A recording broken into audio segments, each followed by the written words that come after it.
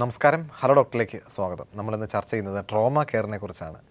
ഈ വിഷയം ചർച്ചയിനായി നമ്മോടൊപ്പമുള്ളത് തിരുവനന്തപുരം കിംസ് ഹോസ്പിറ്റലിലെ senior consultant in emergency medicine doctor Anoop T ചക്രപാണിയാണ് ഇപ്പോൾ നമ്മോടൊപ്പമുള്ളത്. നമസ്കാരം ഡോക്ടർ. ഹലോ ഡോക്ടറിലേക്ക് സ്വാഗതം. ഏതൊരു ഹോസ്പിറ്റലിൻ്റെയും ഒരു ട്രോമ കെയർ, അതായത് അത്യാഹിത വിഭാഗം എന്ന് പറയുന്നത് 24 മണിക്കൂറും ഫങ്ഷൻ ചെയ്യുന്നതായിരിക്കും. വളരെ അധികം ആൾക്കാർ തിരക്കോടുകൂടി ഓടുന്നൊരു സ്ഥലം, വളരെ ടെൻഷനോടുകൂടി ബൈസ്റ്റാൻഡേഴ്സ് പുറത്ത് നിൽക്കുന്ന സ്ഥലം. അപ്പോൾ ആർക്കും ഒരു അത്യാഹിത വിഭാഗത്തിലേക്ക് പോകാൻ ഇഷ്ടമില്ലാത്ത ഒരു സ്ഥലമാണ് യഥാർത്ഥത്തിൽ ഈ ട്രോമ കെയർ എന്ന് പറയുന്ന ഒരു കാര്യം തന്നെയാണ്. ഇപ്പോൾ നമുക്കറിയാം, പുതിയൊരു എമർജൻസി മെഡിസിൻ എന്നുള്ളൊരു വിഭാഗം തന്നെ കാഷ്വാലിറ്റി ഡോക്ടേഴ്സ് എന്നുള്ള രീതി മാറിയിട്ട് എമർജൻസി മെഡിസിൻ വിഭാഗം എന്നുള്ളൊരു സ്പെഷ്യാലിറ്റി തന്നെ വന്നു കഴിഞ്ഞു. അപ്പോൾ ഒരു ട്രോമ കെയറിൽ നമ്മൾ ഇനിഷ്യലായിട്ട് എന്തൊക്കെ കാര്യങ്ങളാണ് നമ്മൾ ഒരു ഏറ്റവും കൂടുതൽ പ്രയോറിറ്റി കൊടുക്കുക? നമ്മളിപ്പോൾ ഒരു ട്രോമ കെയർ എന്ന് പറയുമ്പോൾ ഈ പറഞ്ഞ പോലെ അതൊരു വളരെ ഒരു സ്പെഷ്യലൈസ്ഡ് സബ്ജക്റ്റാണ്. അതായത് നമ്മളൊരു പേഷ്യൻ്റ് ഒരു ആക്സിഡൻ്റായിട്ട്, എത്രയോ ആക്സിഡൻറ്റുകൾ ദിവസം സംഭവിക്കുന്നു. ഒരു ആക്സിഡൻ്റായിട്ടൊരു പേഷ്യൻ്റ് വന്നു കഴിയുമ്പോഴത്തേക്കും ആ പേഷ്യൻറ്റിന് ഏറ്റവും ഗുരുതരമായിട്ട് ജീവൻ അപകടമുള്ള എന്താണോ പ്രശ്നം, അതാണ് നമ്മൾ ആദ്യം ടാക്കിൾ ചെയ്യുന്നത്. അതായത് നമ്മളെപ്പോഴും കാണുന്ന പോലെ ചെറിയ മുറിവുകളുണ്ടാവാം, സമയം ഇൻറ്റേർണൽ ബ്ലീഡിങ് ഉണ്ടാവാം, ചിലപ്പോൾ ഹെഡ് ഇഞ്ചുറി ഉണ്ടാവാം, അല്ലെങ്കിൽ ശ്വാസം എടുക്കാൻ പറ്റാത്ത ബുദ്ധിമുട്ടുകളുണ്ടാവാം, സിവിയർ ബ്ലീഡിങ് ഉണ്ടാവാം. അപ്പോൾ അങ്ങനെയുള്ളപ്പോൾ വി ഹാവ് ടു പ്രയോറിറ്റൈസ്. നമ്മളൊരു പ്രയോറിറ്റൈസ് ചെയ്ത് ഏതിനാണോ മുൻതൂക്കം കൊടുക്കേണ്ടത് അത് ആദ്യം ഹാൻഡിൽ ചെയ്ത് അത് മാനേജ് ചെയ്ത് അങ്ങനെ വേണം ട്രോമ കെയറിൽ നമ്മൾ ചെയ്യാനായിട്ട്. അപ്പോൾ ഏത് രോഗലക്ഷണമോ അല്ലെങ്കിൽ എന്ത് പ്രശ്നമാണോ ആദ്യം ജീവന് ഏറ്റവും കൂടുതൽ ഭീഷണിയായിട്ടുള്ളത് അതാണ് നമ്മൾ ആദ്യം ടാക്കിൾ ചെയ്യുന്നത്. അങ്ങനെ ഓരോന്ന് സ്റ്റെപ്പ് ബൈ സ്റ്റെപ്പ് ആയിട്ട്. തീർച്ചയായിട്ടും ഈ ട്രോമ കെയറിൽ വരുന്ന പേഷ്യൻസ് നോക്കിക്കഴിഞ്ഞാൽ ഏറ്റവും കൂടുതൽ വരുന്നത് ആക്സിഡൻറ്റ്സ് തന്നെയാണോ? അതെ, ആക്സിഡൻറ്റ്സ് തന്നെയാണ് ഏറ്റവും പ്രധാനം. അത് വളരെ ബൈക്ക് ആക്സിഡൻറ്റോ അല്ലെങ്കിൽ കാർ ആക്സിഡൻറ്റോ ഏറ്റവും കൂടുതൽ കാണുന്നതും ബൈക്ക് ആക്സിഡൻറ്റ്സ് ആണ്, അതും ചെറുപ്പക്കാർ. അതിൻ്റെ ഏറ്റവും പ്രധാനപ്പെട്ട കാരണം നമുക്കെല്ലാവർക്കും അറിയാം, എല്ലാവരും പറയുന്നുണ്ട് ഹെൽമെറ്റ് സ്ഥിരമായിട്ട് ഉപയോഗിക്കണം, കാർ എടുക്കുമ്പോൾ സീറ്റ് ബെൽറ്റ് ഉപയോഗിക്കണം. പക്ഷേ ഇപ്പോഴും എത്രയോ അധികം ആൾക്കാർ ഹെൽമെറ്റ് ഇല്ലാതെ യാത്ര ചെയ്യുന്നു, സീറ്റ് ബെൽറ്റ് ഇല്ലാതെ യാത്ര ചെയ്യുന്നു. ആക്സിഡൻറ്റ്സ് സംഭവിക്കുമ്പോൾ അതാണ് അതിൻ്റെ ഏറ്റവും മേജർ പ്രശ്നം. ഹെൽമെറ്റ് ഉപയോഗിച്ചിരുന്നാൽ രക്ഷപ്പെടുത്താവുന്ന എത്രയോ ജീവനുകൾ നമുക്ക്. അതുപോലെ ഈ ഹെൽമെറ്റിൻ്റെ ക്ലിപ്പ്, അതായത് കഴുത്തിലിട്ടിട്ട് ക്ലിപ്പ് ഉപയോഗിക്കുക എന്ന് പറയുന്നത്, ഇപ്പോൾ ഹെൽമെറ്റ് ഉപയോഗിക്കുന്നു, അത് മാൻഡേറ്ററി ആയിട്ട് പറയുന്നത് കൊണ്ട് മാത്രം തലയിലെടുത്ത് വെച്ച് കൊണ്ടുപോകുന്ന ഒരു ആഭരണം എന്നുള്ള നിലയിലേക്ക് അത് മാറിയിട്ടുണ്ട്. കാരണം ഇപ്പോൾ പോലീസ് അവിടെ ചെക്കിങ്ങിന് വരുമ്പോൾ അവരെ കാണിക്കാൻ ഹെൽമെറ്റ് വേണം. അത് ഒന്നല്ലെങ്കിൽ തലയിൽ ഇതുപോലെ ക്ലിപ്പില്ലാതെ വയ്ക്കും, അല്ലെങ്കിൽ ബൈക്കിൻ്റെ ഹാൻഡിൽ, അല്ലെങ്കിൽ ബൈക്കിൻ്റെ ബാക്കിൽ ഇങ്ങനെ വെച്ചുകൊണ്ട് പോകുന്നതല്ലാതെ അതൊരു പ്രോപ്പറായിട്ട് അത് നമ്മുടെ സേഫ്റ്റിക്ക് വേണ്ടിയാണ് എന്നുള്ളൊരു ചിന്ത ഉണ്ടെങ്കിൽ എത്രയോ അപകടങ്ങൾ ഒഴിവാക്കാം, എത്രയോ ജീവനുകൾ നമുക്ക് രക്ഷപ്പെടുത്താം. സാർ നേരത്തെ പറഞ്ഞു ഇപ്പോൾ ട്രോമ കെയറിലേക്ക് ഏറ്റവും കൂടുതൽ വരുന്ന ആക്സിഡൻറ്റ്സ് തന്നെയാണെന്ന് പറഞ്ഞു. അതല്ലാതെ ഇപ്പോൾ സ്ട്രോക്ക് പോലെയുള്ള കേസുകൾ, അതല്ല എന്നുണ്ടെങ്കിൽ മയോകാർഡിയൽ MI ഹാർട്ട് അറ്റാക്ക് വന്നിട്ട് വരുന്ന പേഷ്യൻസ്, അതല്ലാതെ മറ്റേതൊക്കെ തരം പ്രശ്നങ്ങളുമായിട്ട് ട്രോമ കെയറിൽ ഒരു എമർജൻസി ഡിപ്പാർട്ട്മെൻറ്റിൽ വരാറുണ്ട്? ഓക്കെ, എമർജൻസി ഡിപ്പാർട്ട്മെൻറ്റ് എന്ന് പറയുമ്പോൾ നമ്മളൊരു നേരത്തെ പറഞ്ഞാൽ കാഷ്വാലിറ്റി എന്നുള്ള ആ ഒരു കൺസെപ്റ്റിൽ നിന്ന് എമർജൻസി മെഡിസിൻ എന്നൊരു വിഭാഗത്തിലേക്ക് നമ്മൾ മാറിക്കൊണ്ടിരിക്കുകയാണ്. അതിന് കാരണം ഈ ഒരു ഫീൽഡിൽ, ഈ ഒരു സ്പെഷ്യാലിറ്റി എന്ന് പറയുന്ന സ്പെഷ്യാലിറ്റിയിൽ കൂടുതൽ വിദഗ്ധ പരിശീലനം ആവശ്യമുള്ള ആൾക്കാരാണ്. അതായത് മറ്റേത് സ്പെഷ്യാലിറ്റിയും പോലെ, മറ്റേതൊരു മേഖലയും പോലെ എമർജൻസി അത്യാഹിതത്തിൽ പോലും ഓരോ കാര്യങ്ങളും അതിൻ്റേതായ രീതിക്ക് ചെയ്യാനായിട്ട് വിദഗ്ധമായ പരിശീലനം വേണം. അതുകൊണ്ടാണ് നമ്മൾ ഇപ്പോൾ എമർജൻസി മെഡിസിൻ പറയുമ്പോൾ ഈ ട്രോമ കെയർ മാത്രമല്ല, ഈ നേരത്തെ പറഞ്ഞു ഹാർട്ട് അറ്റാക്ക്, സ്ട്രോക്ക്, അതുപോലെ കുട്ടികളുടെ പ്രശ്നം വരുമ്പോൾ പീഡിയാട്രിക് പോപ്പുലേഷൻ, പ്രഗ്നൻസി, ഇപ്പം മുതിർന്നവരാകും, ചിലപ്പോൾ എൽഡർലി പീപ്പിൾ, ഈ വീട്ടിലാണെങ്കിലും സ്ലിപ്പ് ആൻഡ് ഫാൾ, വീട്ടിൽ പലപ്പോഴും എത്രയോ ആൾക്കാർ, ഈ പ്രായമായ ആൾക്കാർ മറിഞ്ഞ് വീണ് അല്ലെങ്കിൽ തെന്നി വീണ് കൈക്കും കാലിലും പൊട്ടലും കറങ്ങാനായിട്ട് വരും. അതുപോലെ പോയ്സണിങ്സ്, നമ്മൾ ഓർഗനോഫോസ്ഫറസ് പോയ്സണിങ്സ്, അപ്പം സൂയിസൈഡ് അറ്റംപ്റ്റ്സ്, അതുപോലെ അത് കൈ മുറിച്ചിട്ടാവാൻ, ചിലർ ഹാങ്ങിങ് അറ്റംപ്റ്റ് ചെയ്തിട്ട് വരും. അപ്പം അങ്ങനെയുള്ള എല്ലാവിധ എമർജൻസികളും, എന്ത് എമർജൻസി ആണെങ്കിലും അത് ഹാൻഡിൽ ചെയ്യാൻ എമർജൻസി ഫിസിഷ്യൻസ് കേപ്പബിൾ ആയിരിക്കണം. അതാണ് നമ്മുടെ സ്പെഷ്യാലിറ്റിയുടെ പ്രത്യേകത. തീർച്ചയായിട്ടും. അപ്പോൾ ഇത്തരത്തിലുള്ള പ്രശ്നങ്ങൾ ഹാൻഡിൽ ചെയ്യുമ്പോൾ പലപ്പോഴും ഒരു ബസ് അപകടം നടന്നിട്ടോ അല്ലാന്നുണ്ടെങ്കിൽ ഒരു ഗ്രൂപ്പ് ഓഫ് ആക്സിഡൻറ്റ്സ്, എന്തെങ്കിലും സ്കൂൾ കുട്ടികളുടെ വണ്ടി മറിയുന്ന തരത്തിലേക്ക് വരുമ്പോൾ ഒരു വലിയ ക്രൗഡായിരിക്കും ഒരു പക്ഷേ ഒരു എമർജൻസി അല്ലെങ്കിൽ ഏതൊരു ഹോസ്പിറ്റലിന് തൊട്ടടുത്താണ് നടക്കുന്നുണ്ടെങ്കിൽ ഒബ്വിയസ്ലി ആ അടുത്തുള്ള ഹോസ്പിറ്റലിലേക്കായിരിക്കാം ഇത്തരത്തിലുള്ള പേഷ്യൻസിനെ ഒരു ഗ്രൂപ്പ് ഓഫ് പീപ്പിൾ ഒരു ട്രോമയോടുകൂടി എമർജൻസി മെഡിസിനിലേക്ക് വരിക. ആ ഒരു സമയത്ത് എങ്ങനെയാണ് നമ്മളത് ഹാൻഡിൽ ചെയ്യപ്പെടുക? ഓക്കെ, അപ്പോൾ അതിനായിട്ട് നമ്മളെപ്പോഴും ബി പ്രിപ്പയർഡ് എന്നതാണ്. നമ്മളെപ്പോഴും തയ്യാറെടുത്തിരിക്കണം. അതായത് ഇപ്പോൾ ഈ പറഞ്ഞത് ഇറ്റ്സ് എ ഡിസാസ്റ്റർ, ഒരു ദുരന്തം അല്ലെങ്കിൽ ഡിസാസ്റ്റർ അല്ലെങ്കിൽ മാസ് കാഷ്വാലിറ്റി ഇൻസിഡൻറ്റ് എന്നാണ് അതിന് പറയുക. അപ്പോൾ ഇങ്ങനൊരു ഇത് വരുന്ന സമയത്ത് നമ്മൾ അങ്ങോട്ടും ഇങ്ങോട്ടും ഓരോ കാര്യങ്ങൾ വേണ്ടി ഓടിയിട്ട് കാര്യമില്ല.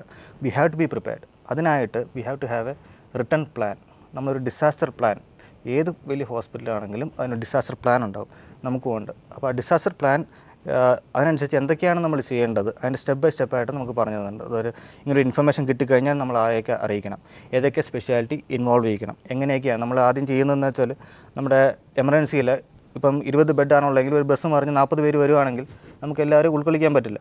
അപ്പോൾ ആദ്യം ചെയ്യേണ്ടത് ബെഡുകൾ ക്ലിയർ ചെയ്യുക എന്നുള്ളതാണ്. അതായത് എത്രയും പെട്ടെന്ന് അവിടെ സ്റ്റേബിൾ ആയിട്ടുള്ള പേഷ്യൻസിനെ അവിടെ നിന്ന് മാറ്റി മറ്റൊരിടത്തേക്ക് മാറ്റണം, എങ്കിലേ നമുക്ക് വരുന്ന പേഷ്യൻറ്റ് റിസീവ് ചെയ്യാൻ പറ്റുള്ളൂ. അതുപോലെ തന്നെ ICU ക്രിട്ടിക്കൽ കെയർ, അവിടെയുള്ള ഫ്രീ ആയിട്ടുള്ള ബെഡ്സ്, അവൈലബിൾ ആയിട്ടുള്ള ബെഡ്സ് നമുക്ക് ഓക്യുപ്പൈ ചെയ്യേണ്ടി വരും. അതല്ലാതെ സ്റ്റേബിൾ ആയിട്ടുള്ള പേഷ്യൻസിനെ അവിടെ നിന്ന് ഷിഫ്റ്റ് ഔട്ട് ചെയ്യണം. അതുപോലെ മറ്റെല്ലാ ഡിപ്പാർട്ട്മെൻറ്റ്സുമായിട്ട് ഒരു കോപ്പറേഷനും ആ സഹകരണത്തോടു കൂടി നമുക്ക് ചെയ്യാൻ പറ്റുള്ളൂ. അത് ഇപ്പോൾ സർജനാവാം, ഓർത്തോപീഡിഷ്യനാവാം, ന്യൂറോ സർജനാവാം, അങ്ങനെ എല്ലാ സ്പെഷ്യാലിറ്റിയും കൂടെ ആ സമയത്ത് നമ്മളെ സഹായിക്കാൻ വേണ്ടി വരും. അപ്പോൾ നമ്മുടെ ആ ഒരു ഡിസാസ്റ്റർ കോഡ് സാധാരണ അനൗൺസ് ചെയ്യും. അങ്ങനെ ഡിസാസ്റ്റർ കോഡ് അനൗൺസ് ചെയ്ത് കഴിഞ്ഞാൽ നമുക്ക് ഓരോരുത്തർക്കും നിർദ്ദിഷ്ട സ്ഥാനങ്ങളുണ്ട്. അവിടെയുള്ള എല്ലാ ഡോക്ടേഴ്സിനും എല്ലാ സ്റ്റാഫിനും ആ ഒരു ഡിസാസ്റ്റർ പ്ലാൻ അനുസരിച്ച് ഒരു നിർദ്ദിഷ്ട പോയിൻ്റ് ഉണ്ട്. ആ പോയിന്റിൽ വന്ന് അസംബിൾ ചെയ്യണം. എന്നിട്ട് അവിടെ നിന്നാണ് നമ്മുടെ ഓരോരുത്തരുടെയും ജോബ് ഡിസ്ക്രിപ്ഷൻസ് അവിടെയുണ്ട്. അതിനനുസരിച്ച് നമ്മൾ ഓരോരുത്തരും നമ്മുടെ അവരവരുടെ റോൾ ഭംഗിയായിട്ട് ചെയ്യണം. അങ്ങനെ എങ്കിൽ മാത്രമേ നമുക്ക് ആ ഡിസാസ്റ്റർ ഹാൻഡിൽ ചെയ്യാൻ പറ്റുള്ളൂ. തീർച്ചയായിട്ടും ഒരു ട്രോമ കെയറിൽ ഏറ്റവും പ്രധാനപ്പെട്ട പലപ്പോഴും എക്യുപ്മെൻസിന് പലപ്പോഴും വളരെയധികം അല്ലെങ്കിൽ മെഡിക്കൽ എക്യുപ്മെൻസിന് ഏറ്റവും കൂടുതൽ പ്രാധാന്യമുള്ളൊരു വിഭാഗമാണ് യഥാർത്ഥത്തിൽ ട്രോമ കെയർ എന്ന് പറയുന്നത്. ഒരു എമർജൻസി ഡിപ്പാർട്ട്മെൻറ്റ്, ഒരു സൊഫിസ്റ്റിക്കേറ്റഡ് ആയിട്ടുള്ള എമർജൻസി ഡിപ്പാർട്ട്മെൻറ്റിൽ എന്തൊക്കെ ഫെസിലിറ്റികൾ ഒരു ബേസിക് ഫെസിലിറ്റികൾ നമുക്ക് ഉണ്ടായിരിക്കണം? ഓക്കെ, ഇപ്പം ഉദാഹരണത്തിന് ഇപ്പം നമ്മുടെ എമർജൻസിയുടെ കാര്യം പറയുകയാണെങ്കിൽ ഡെഫിനറ്റ്ലി നമുക്ക് ഏത് പേഷ്യൻ്റാണ് നമുക്ക് മോണിറ്റർ ചെയ്യാനുള്ള മോണിറ്റേഴ്സ് വേണം. അതാണ് ഏറ്റവും പ്രധാനം.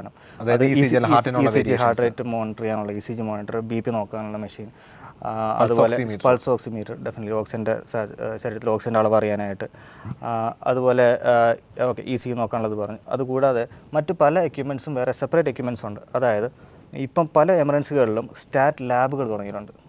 അതായത് നമുക്ക് അപ്പോൾ തന്നെ ബ്ലഡ് പരിശോധിച്ച് എത്രയും പെട്ടെന്ന് റിസൾട്ട് തരാനായിട്ട് ഈ എമർജൻസിക്ക് അകത്ത് തന്നെ ചെറിയ ചെറിയ ലാബ് സെറ്റ് ചെയ്തിട്ടുണ്ട്.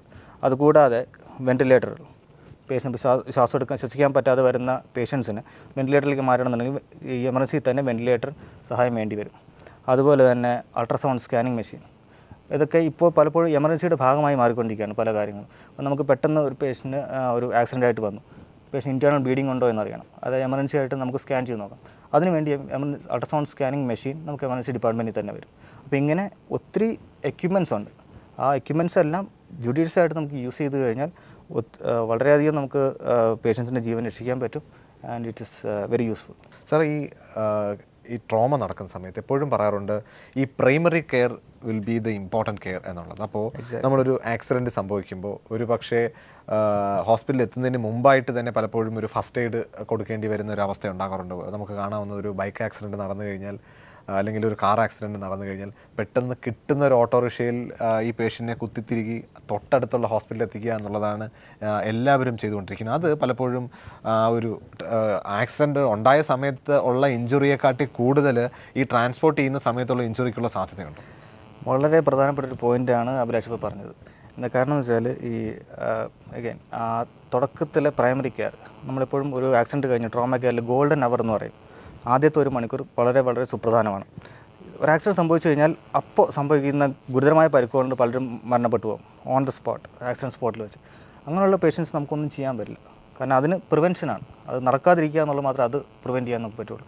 പക്ഷേ അതേസമയം ഈ ഗുരുതരമായ മറ്റു പല പരിക്കുകളും ആദ്യത്തെ 1 മണിക്കൂറിനുള്ളിൽ ഡെഫിനറ്റീവ് നല്ലൊരു ഹോസ്പിറ്റലിൽ ചികിത്സിക്കാൻ കാര്യങ്ങൾ എത്തിക്കുകയാണെങ്കിൽ ഒത്തിരി ജീവൻ നമുക്ക് രക്ഷപ്പെടുത്താൻ പറ്റും. ഈ പറഞ്ഞ പോലെ എന്ത് ചെയ്യുന്നു എന്നതിനേക്കാൾ ഉപരി എന്ത് ചെയ്യാൻ പാടില്ല എന്നുള്ളത് വളരെ വളരെ പ്രധാനമാണ്, എസ്പെഷ്യലി ട്രോമ കെയർ. അപ്പോൾ ഈ നേരത്തെ പറഞ്ഞു നമ്മൾ ആദ്യം ചെയ്യേണ്ടത് എത്രയും പെട്ടെന്ന് രോഗിയെ ആശുപത്രിയിൽ എത്തിക്കുക എന്നുള്ളതാണ്. പക്ഷേ അത് പലപ്പോഴും അവിടെ നമുക്ക് ഒത്തിരി കാലതാമസം നേരിടുന്നുണ്ട്. അതുപോലെ തന്നെ പക്ഷേ ഇങ്ങനെ എത്തിക്കാനായിട്ട് നമ്മൾ ഉപയോഗിക്കുന്ന രീതി പലപ്പോഴും നേരത്തെ പറഞ്ഞ പോലെ നമ്മൾ ഒരു രോഗിയെ കോരിയെടുത്ത് കണ്ടു നിൽക്കുന്നവർ കോരിയെടുത്ത് ഓട്ടോറിക്ഷയിലോ ടാക്സിയിലോ പോലെ വളച്ച് കുത്തി തിരികെ കൊണ്ടുവരും. അതിൻ്റെ പ്രശ്നം എന്താണെന്ന് വെച്ചാൽ പലപ്പോഴും നട്ടെല്ലിനും പരിക്കുകളും കാര്യങ്ങളും നല്ല speed high speed velocity accidents നമ്മുടെ ബൈക്ക് ആക്സിഡൻറ്റോ കാർ ആക്സിഡൻറ്റോ ആയിക്കോട്ടെ, പക്ഷേ അങ്ങനെ വരുമ്പോഴത്തേക്കും നട്ടെല്ലിന് പരിക്കുകൾ പറ്റാൻ ചാൻസസ് വളരെ കൂടുതലാണ്. അങ്ങനെ നട്ടെല്ലിന് പരിക്ക് പറ്റിക്കഴിഞ്ഞാൽ നമ്മൾ ആ സമയത്ത് ആക്സിഡൻറ്റ് നടക്കുന്ന സമയത്ത് പറ്റിയില്ലെങ്കിൽ കൂടിയും നമ്മൾ ഈ രോഗിയെ ഓട്ടോറിക്ഷയിലോ ടാക്സിയിലോ ഇങ്ങനെ കുത്തിത്തിരി കൊണ്ടുവരുമ്പോൾ ആ പൊട്ടലുകൾ കൂടുതൽ ഗുരുതരമാവാനും നമ്മുടെ സുഷുമ്നാ നാഡി സ്പൈനൽ കോഡ് അതിന് തകരാറ് പറ്റാനും സാധ്യതകളുണ്ട്.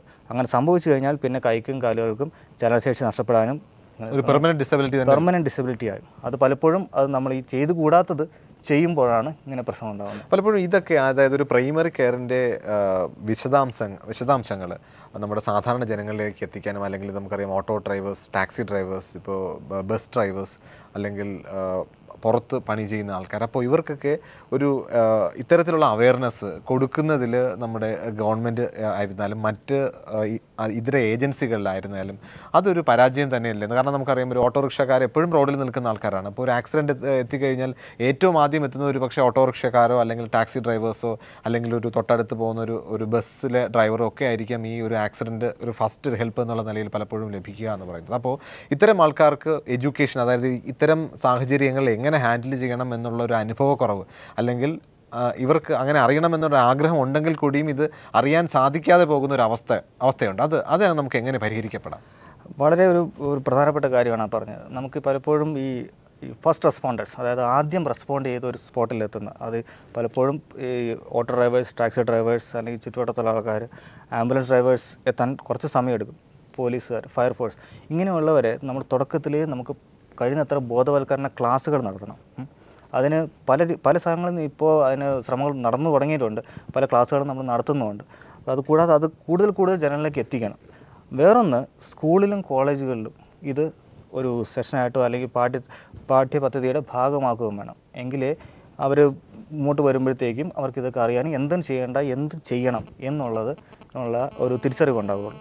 അപ്പോൾ ഈ ബോധവൽക്കരണ ക്ലാസ്സുകൾ കഴിയുന്നത്ര ഈ ഫസ്റ്റ് റെസ്പോണ്ടേഴ്സിന് വേണ്ടി എല്ലാ സ്ഥലത്തും, അത് ഗവൺമെൻറ് ആണെങ്കിലും ഗവൺമെൻറ് ഇതര ഏജൻസികളാണെങ്കിലും മറ്റ് ഹോസ്പിറ്റൽസ് ആണെങ്കിലും തീർച്ചയായിട്ടും നടത്തേണ്ടതാണ്, നടത്തിക്കൊണ്ടിരിക്കുന്നുണ്ട്. അത് കൂടുതൽ ഊർജ്ജസ്വലമായിട്ട് നടത്താനുള്ളതാണ്. തീർച്ചയായിട്ടും നമുക്ക് പലപ്പോഴും പല അസുഖങ്ങൾക്കും, അതായത് പല എമർജൻസികൾക്കും ഈ ഗോൾഡൻ അവേഴ്സ് എന്ന് പറയുന്നത്, അതായത് ഇപ്പോൾ ഒരു സ്ട്രോക്ക് വന്നു കഴിഞ്ഞാൽ നമുക്കറിയാം ഇത്ര മണിക്കൂറിനകത്ത് എത്തിക്കഴിഞ്ഞാൽ നമുക്ക് നല്ല രീതിയിലുള്ളൊരു ചികിത്സ, അല്ലെങ്കിൽ ഹാർട്ട് അറ്റാക്ക് വന്നു കഴിഞ്ഞാൽ പെട്ടെന്ന് ഹോസ്പിറ്റലിൽ എത്തിക്കഴിഞ്ഞാൽ മണിക്കൂറുകൾക്ക് അകം എത്തിക്കഴിഞ്ഞ് കഴിഞ്ഞാൽ നമുക്ക് നല്ലൊരു ചികിത്സ, അങ്ങനെ പല അസുഖങ്ങൾക്കും നമുക്ക് പെട്ടെന്ന് എത്തിക്കഴിഞ്ഞ് കഴിഞ്ഞാൽ അല്ലെങ്കിൽ പെട്ടെന്ന് ഹോസ്പിറ്റലിൽ എത്തിക്കഴിഞ്ഞാൽ നല്ലൊരു ചികിത്സ എന്നുള്ള ഒരു രീതി തന്നെയുണ്ട്. അപ്പോൾ ഇത്തരം പലപ്പോഴും ഈ ഒരു സമയത്തിൻ്റെ ചില മരുന്നുകൾ കൊടുക്കാനായിട്ട് പലപ്പോഴും ഡോക്ടർമാർ പറയുന്നുണ്ട് ഒരു സമയക്രമം, ഇത്ര സമയത്തിനകം നമ്മൾ ആ മരുന്ന് കൊടുത്തിരിക്കണം, അല്ലെങ്കിൽ ആക്സിഡൻറ്റ് ഉണ്ടായി ഇത്ര സമയത്തിനകം കൊടുത്തിരിക്കണം, അല്ലെങ്കിൽ ഒരു ഹാർട്ട് അറ്റാക്കോ സ്ട്രോക്കോ വന്നു കഴിഞ്ഞാൽ ഇത്ര സമയത്തിനകം ഈ മരുന്ന് കൊടുത്തിരിക്കണം എന്നുള്ള രീതിയിലുള്ള കണക്കുകൾ പോലുമുണ്ട്. അപ്പോൾ അത്തരം ഒരു എഡ്ജുള്ള, അതായത് പലപ്പോഴും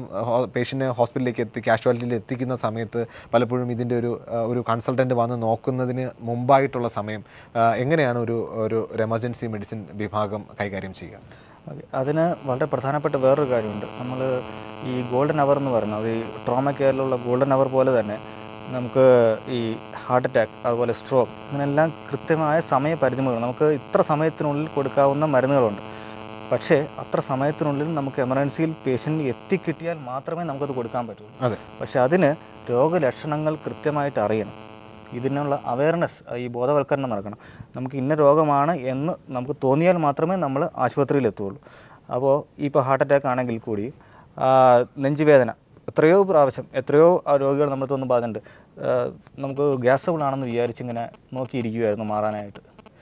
അങ്ങനെ വിചാരിക്കരുത്. സാർ പറഞ്ഞു ചില പ്രത്യേക അസുഖങ്ങൾക്ക്, അല്ലെങ്കിൽ പ്രത്യേകിച്ച് അപകടം പറ്റിക്കഴിഞ്ഞാൽ പെട്ടെന്ന് ഹോസ്പിറ്റലിൽ എത്തിക്കഴിഞ്ഞാൽ ഒരു ചികിത്സ, പ്രത്യേകിച്ച് സ്ട്രോക്കൊക്കെ കഴിഞ്ഞ് കഴിഞ്ഞാൽ അവരുടെ ജീവിതം തന്നെ മാറ്റിമറിക്കുന്നത് എത്ര പെട്ടെന്ന് ഹോസ്പിറ്റലിൽ എത്തിക്കും എന്നുള്ളതാണ്. പലപ്പോഴും ഹോസ്പിറ്റലിൽ എത്തിക്കഴിഞ്ഞ് കഴിഞ്ഞാൽ ആ ഒരു വീനിങ് പീരീഡ്, അതായത് ഒരു 3 മണിക്കൂറാണ് ഒരു പ്രത്യേക മരുന്ന് കൊടുക്കാൻ അല്ലെങ്കിൽ പ്രത്യേക ചികിത്സ കൊടുക്കേണ്ടതെന്നുണ്ടെങ്കിൽ ആ 3-ാമത്തെ മണിക്കൂറുകളോട് അടുപ്പിച്ചായിരിക്കാം ഒരു പക്ഷേ ആ ഒരു ട്രോമ കെയർ അല്ലെങ്കിൽ എമർജൻസി ഡിപ്പാർട്ട്മെൻറ്റിൽ പേഷ്യൻ്റ് എത്തുക എന്ന് പറയുന്നത്. അപ്പോൾ പെട്ടെന്ന് തന്നെ ഈ മെഡിസിൻ അഡ്മിനിസ്ട്രേറ്റ് ചെയ്യാനായിട്ട് അല്ലെങ്കിൽ ചികിത്സ ആരംഭിക്കാനായിട്ട് എമർജൻസി മെഡിസിൻ വിഭാഗം എന്തൊക്കെ കാര്യങ്ങളാണ് ആ ഒരു സമയത്ത് പ്ലാൻ ചെയ്യുക?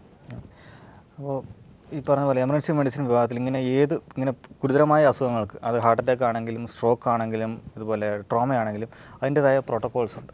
അപ്പോൾ നമ്മൾ അങ്ങനെ ഒരു പേഷ്യൻറ്റ് വരുമ്പോൾ നമ്മൾ ഡെഫിനറ്റ്ലി അതിൻ്റേതായ ഇപ്പോൾ സ്ട്രോക്ക് ആണെന്ന് വയ്ക്കുക, സ്ട്രോക്ക് ആണെങ്കിൽ 3 മണിക്കൂറിനുള്ളിൽ സാധാരണഗതിയിൽ ചില പ്രത്യേക സാഹചര്യങ്ങളിൽ നമുക്ക് ഇന്ന മരുന്ന് കൊടുത്തു കഴിഞ്ഞാൽ പലപ്പോഴും ആ സ്ട്രോക്കിൻ്റെ തീവ്രത കുറയ്ക്കാനും, നല്ല വളരെയധികം കുറയ്ക്കാനും, ചിലർക്ക് അത് പൂർണ്ണമായിട്ട് മാറ്റാനുള്ള സിറ്റുവേഷൻ വരെ നമുക്ക് കണ്ടെത്താൻ പറ്റും. പക്ഷേ പലപ്പോഴും സംഭവിക്കുന്നത് ആ സമയത്ത് നമുക്ക് പേഷ്യൻ്റ് എത്തുന്നില്ല എന്നുള്ളതാണ്. അതിൻ്റെ ഞാൻ നേരത്തെ സൂചിപ്പിച്ച പോലെ അതിൻ്റെ പ്രധാന കാരണം ഇതിൻ്റെ രോഗലക്ഷണങ്ങൾ എല്ലാവർക്കും അറിയാൻ പാടില്ല. നമ്മളിപ്പോൾ ഒരു സ്ട്രോക്കിൻ്റെ ലക്ഷണം എന്ന് പറയുമ്പോൾ സാധാരണ ഒരു വശം തളർന്നു പോവുക, പക്ഷേ അതാണ് എപ്പോഴും പൂർണ്ണമായിട്ട് ഒറ്റയടിക്ക് തള്ളണമെന്നില്ല. ചെറിയൊരു ബലക്കുറവായിട്ടായിരിക്കും സ്റ്റാർട്ട് ചെയ്യുക, അല്ലെങ്കിൽ ബാലൻസിൻ്റെ പ്രശ്നം ഡെഫിനറ്റ്ലി ബാലൻസിൻ്റെ പ്രശ്നമായിട്ട് വരാം. ചുണ്ട് ഒരു കിറി ഓടിപ്പോകുന്ന രീതിയിലായിരിക്കും വരുന്നത്, ചിലർക്ക് സംസാരം കുഴഞ്ഞു പോകുന്ന പോലെ ആയിരിക്കും. പക്ഷേ പലപ്പോഴും അത് സാരമില്ലാതെ ശരിയാവും എന്ന് പറഞ്ഞ് വെയിറ്റ് ചെയ്ത് അതൊട്ടും ശരിയാവാത്ത സമയത്ത് മാത്രമേ അവർ ആശുപത്രി എത്തുള്ളൂ. അങ്ങനെ വരുമ്പോൾ വീണ്ടും നമുക്ക് ആ സമയം നഷ്ടപ്പെടുകയാണ്. ആ പേഷ്യൻറ്റിന് അല്ലെങ്കിൽ കുറച്ചും കൂടെ നേരത്തെ എത്തിയിരുന്നെങ്കിൽ, ആ മരുന്ന് കൊടുത്തിരുന്നെങ്കിൽ ഈ അസുഖത്തിൻ്റെ തീവ്രത വളരെയധികം കുറയ്ക്കാൻ പറ്റുമായിരുന്നു എന്നുള്ളൊരു സിറ്റുവേഷനാണ്. വേറെ നമ്മളിപ്പോൾ ഹോസ്പിറ്റലിൽ വന്നു കഴിഞ്ഞാൽ ഇപ്പോൾ സ്ട്രോക്ക് ആണെങ്കിൽ എത്രയും പെട്ടെന്ന് നമുക്കൊരു സ്കാൻ എടുപ്പിക്കാം, CT സ്കാൻ. അതായത് സ്ട്രോക്കിൻ്റെ ബ്ലീഡിങ്ങോ അങ്ങനെ എന്തെങ്കിലും ഉണ്ടോ ഇല്ലയോ എന്ന് ഉറപ്പ് വരുത്താനാണ്. ബ്ലീഡിങ് ഇല്ല എന്നുണ്ടെങ്കിൽ നമുക്ക് വീണ്ടും ഈ മരുന്ന് കൊടുക്കാൻ പറ്റും. കാരണം സ്ട്രോക്ക് 2 തരത്തിലുണ്ട്, ഒന്ന് ബ്ലീഡിങ് കൊണ്ടുണ്ടാവാം, ഒന്നല്ലാതെ രക്തം കട്ടപിടിച്ചിട്ടുണ്ടാവും. അതെ, അപ്പോൾ രക്തം കട്ടപിടിക്കുന്നതിന് മാത്രമേ നമുക്ക് ഈ മരുന്ന് കൊടുക്കാൻ പറ്റുള്ളൂ, ബ്ലീഡിങ് ആണെങ്കിൽ കൊടുക്കാൻ പറ്റില്ല. അപ്പം അത് ഏതാണെന്ന് അറിയണമെന്നുണ്ടെങ്കിൽ തിരിച്ചറിയണമെന്നുണ്ടെങ്കിൽ നമുക്ക് എമർജൻസി CT സ്കാൻ തന്നെ എടുക്കണം. അപ്പോൾ അത് എപ്പോഴും 24 മണിക്കൂറും നമുക്ക് തയ്യാറായിട്ട് നമുക്ക് CT സ്കാൻ വേണം. അങ്ങനെ ഒരു ആശുപത്രി മാത്രമേ നമുക്ക് ചെയ്യാൻ പറ്റുള്ളൂ. അങ്ങനെ സ്കാൻ എടുത്തു കഴിഞ്ഞ് എത്രയും പെട്ടെന്ന് ബ്ലീഡിങ് ഇല്ല എന്നുണ്ടെങ്കിൽ തന്നെ പിന്നെ അതിന് കുറേ ക്രൈറ്റീരിയ, കുറച്ച് സ്കോറിങ് സിസ്റ്റംസ് ഉണ്ട്. ആ സ്കോറൊക്കെ വെച്ച് നോക്കിയിട്ട് ഓക്കെ ഇന്ന പേഷ്യൻ്റ് ഇന്ന മരുന്ന് കൊടുക്കാം, അതിനുള്ള കാൻഡിഡേറ്റ് ആണ് എന്നുണ്ടെങ്കിൽ നമ്മൾ തീർച്ചയായും അപ്പോൾ തന്നെ പേഷ്യൻ്റ് വരുമ്പോൾ തന്നെ നമ്മൾ ന്യൂറോളജി ഡോക്ടറോട് സംസാരിക്കും. അപ്പോൾ ന്യൂറോളജിസ്റ്റും ആ സമയത്ത് അവിടെ എത്തും. നമുക്ക് ഈ മരുന്ന് അപ്പോൾ ഈ എമർജൻസി വെച്ച് തന്നെ നമ്മൾ ആ മരുന്ന് കൊടുക്കും. എന്നിട്ട് പേഷ്യൻ്റ് ICUലേക്ക് മാറ്റുകയുള്ളൂ. കാരണം എത്രയും നമുക്ക് ആ സമയം നഷ്ടം മാക്സിമം ഒഴിവാക്കുക എന്നുള്ളതാണ് നമുക്ക് ചെയ്യാനുള്ളത്. തീർച്ചയായിട്ടും ഈ 108 പോലെയുള്ള അല്ലെങ്കിൽ 108 പോലെയുള്ള ആംബുലൻസ് നമുക്കിപ്പോൾ കേരളത്തിൽ വളരെയധികം സജീവമാണ്. അപ്പോൾ ഇത്തരം ആംബുലൻസിൽ വർക്ക് ചെയ്യുന്ന ടെക്നീഷ്യൻസ് അല്ലെങ്കിൽ നഴ്സിംഗ് സ്റ്റാഫുകൾ ഒക്കെ കുറച്ചുകൂടി എത്രത്തോളം നമുക്ക് അവരെ ഇമ്പ്രൂവ് ചെയ്യിക്കാൻ പറ്റും? ഇതൊരു എമർജൻസി ഒരു ഫസ്റ്റ് എയ്ഡ് ഹാൻഡിൽ ചെയ്യുന്ന രീതിയിൽ, അല്ലെങ്കിൽ ആ ഒരു സമയത്ത് തന്നെ എന്തെങ്കിലും മരുന്നുകൾ കൊടുക്കാനായിട്ടോ, അല്ലെങ്കിൽ ആ സമയത്ത് തന്നെ ഒരു ഹോസ്പിറ്റലിൽ ഡോക്ടറുമായിട്ട് ഡിസ്കസ് ചെയ്തതിന് ശേഷം എന്തെങ്കിലും കാര്യങ്ങൾ ചെയ്യാനൊക്കെ ഉള്ള ഒരു സംവിധാനത്തിലേക്ക് നമുക്ക് എത്തപ്പെടാൻ സാധിക്കുമോ? ഡെഫിനറ്റ്ലി എത്തപ്പെടാൻ സാധിക്കും. നമുക്ക് മറ്റ് പല വിദേശ രാജ്യങ്ങളിലും ഇത് വളരെയധികം ഈ പറഞ്ഞ പോലെ ഹോസ്പിറ്റലിനേക്കാൾ കൂടുതൽ pre hospital care, emergency ambulance services, emergency medical service വളരെ പുരോഗമിച്ച സ്ഥലങ്ങളുണ്ട്. അപ്പം അങ്ങനെയുള്ള സ്ഥലങ്ങളിൽ ഇവരുടെ ട്രെയിനിങ് വളരെയധികം വിദഗ്ധമായ പരിശീലനം നേടിയ ആൾക്കാരാണ് ഈ ഒരു കോൾ വരുമ്പോഴത്തേക്കും വീടുകളിലോ മറ്റ് ആശുപത്രിയിലോ പോവുകയും പേഷ്യൻ്റ് രോഗിയെ എടുക്കുന്നതും തിരിച്ച് ആശുപത്രിയിൽ എത്തിക്കുന്നതും. അപ്പോൾ അതിനുള്ളിൽ അവർക്ക് അവിടെ പേഷ്യൻറ്റ് സ്റ്റെബിലൈസ് ചെയ്യേണ്ട കാര്യങ്ങൾ ചെയ്യുകയും കൊടുക്കേണ്ട മരുന്നുകൾ കൊടുക്കുകയും ഇഫ് നീഡഡ് അവർ ഡോക്ടേഴ്സിനെ കൺസൾട്ട് ചെയ്യണമെങ്കിൽ കൺസൾട്ട് ചെയ്യുകയും ചെയ്യും. അപ്പോൾ ഇവിടെ നമുക്കതിന് ഒത്തിരി പരിമിതികളുണ്ട്. ഒന്നാമത് നമുക്ക് ആംബുലൻസ് ഇന്ന സമയത്ത് എത്താനുള്ള താമസം, കുറച്ച് കാലതാമസമുണ്ട്. വേറൊന്ന് അങ്ങനെ അവിടെ എത്തിയാലും അവർക്ക് എത്രത്തോളം വിദഗ്ധ പരിശീലനം ലഭിച്ചിട്ടുണ്ട് എന്നുള്ള ഒരു പ്രശ്നം. അപ്പോൾ നമ്മളിപ്പോൾ ഇവിടെ കിംസിലാണെങ്കിൽ പോലും നമ്മൾ ഈ ഇടയ്ക്ക് അതിനൊരു ട്രെയിനിങ് പ്രോഗ്രാം സ്റ്റാർട്ട് ചെയ്തിട്ടുണ്ട്. ഈ ആംബുലൻസ് ഡ്രൈവർ വിദഗ്ധ പരിശീലനം ഉണ്ടെങ്കിൽ നന്നായിട്ട് ചെയ്യാൻ കഴിയുമെന്ന് തന്നെയാണ് ഡോക്ടർ പറയുന്നത്. തീർച്ചയായിട്ടും സാറിൻ്റെ തിരക്കേറിയ സമയം പീപ്പിൾ TVയോട് സഹകരിച്ചതിന് ഇനിയൊരു അവസരത്തിൽ തീർച്ചയായിട്ടും വീണ്ടും കാണാം. ഇനി നിങ്ങളുടെ അഭിപ്രായങ്ങളും നിർദ്ദേശവും ഞങ്ങൾ എഴുതി അറിയിക്കേണ്ട വിലാസം to the producer, hello doctor, People Malayalam Communications Limited, Kairali Towers, Palayam, Thiruvananthapuram 34. നിങ്ങൾക്ക് ഇമെയിൽ ചെയ്യാം hello@peopletv.in എന്ന വിലാസത്തിലും. പുതിയൊരു വിഷയവുമായി നാളെ വീണ്ടും കാണാം. നന്ദി, നമസ്കാരം.